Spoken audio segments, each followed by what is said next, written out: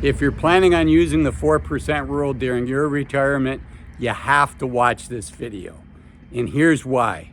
Recently, one of the country's strongest and best bankers, JP Morgan, released a report, and in it they say, and I'm gonna look at my notes here and quote it, there is nearly a 100% likelihood a retiree would run out of money if she spends 4% of her portfolio each year for the next 30 years.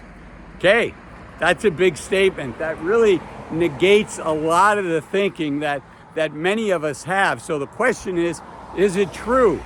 Do you need to be worried about that, right? Because if you do, that can have a significant impact.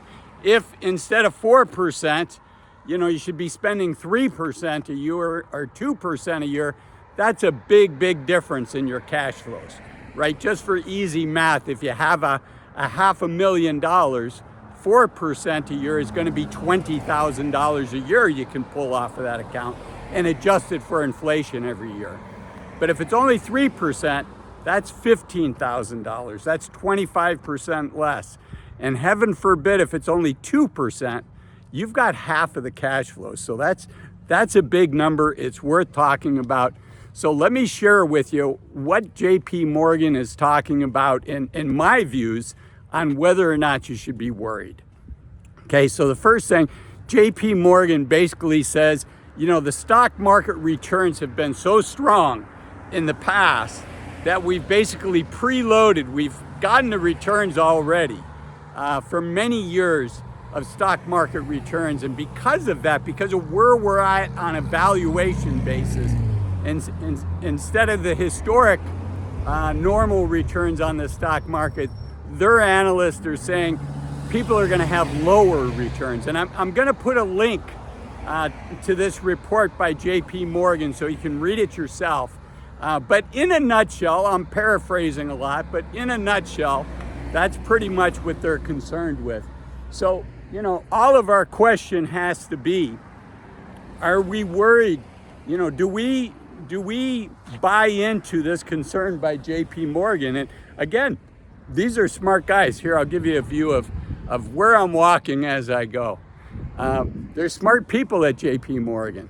So is it possible that they're right? They could be, but let's look at the math, right? I mean, if you just did 3.33% a year, right, your money would last you 30 years. It means you'd have nothing left over. But even if you had no growth, if you didn't adjust how much you're spending every year, then, at 3.33% a year, it would last you 30 years. So I think it's a super conservative viewpoint. Now, JP Morgan would rightfully push back on what I'm saying, or I should say the authors of the report would push back and say, yes, but Azul, people don't want that same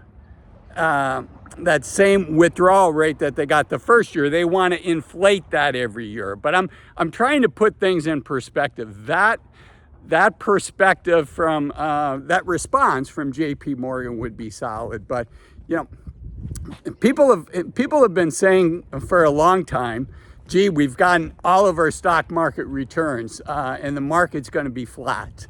And have there been flat markets? Yes, there have been flat markets. But you know what? We're human and we're adaptable. So for you to plan, for you to not retire based on this report, for you to say, okay, I thought I had enough to retire, but now I don't. If I take the JP Morgan report, if I believe these authors, if I buy into what they're saying, if I buy into their forecast, right? And I'm not saying that my forecast is better than theirs, but I'm also saying they don't know either, right? And they're going to point to, well, CAPE ratios, the cyclically adjusted PE ratios are higher, and there's going to be all these reasons. But you know what? I bet there's other people at that bank or similar banks that are saying, no, the market's going to do really well, and people should be fully invested. So you have to balance it out, right? That's kind of a shock headline. So, do I think 4% is the right number? Again, you know, we're humans. And the other thing you can do is there's other versions of William Bengen's 4% work, right? There's a gentleman named Michael Kitces that looked at exactly this. He looked at what I called earlier CAPE. And it's outside of the scope of this report, but just think of it as the stock market's expensive or it's not, right? And so Michael Kitces took Bengen's work and said, well, you know, how does this change? You know, if you happen to get fortunate, what Michael was looking for was if you get fortunate and the market's below value is a lower value, can you take a higher return? And the answer to that was yes. But this is the opposite of that. This is if the market's expensive, can you, do you have to be worried? Do you have to cut back? And what Kitts has found is no, that's not the case. If you take the most expensive quintile, you can still hold to that 4% rule. And then the other thing I want to share is there's a gentleman by the name of Jonathan Guyton, Guyton. And what he did is he said, you know, people tend to not adjust their withdrawal rates for the next year if last year was a negative year in the market, right? So the terminology he uses, they tend to not give themselves a raise when the market is scary, right? We all tend to be a little more conservative and spend less money when the market is scary, right? It's just human nature.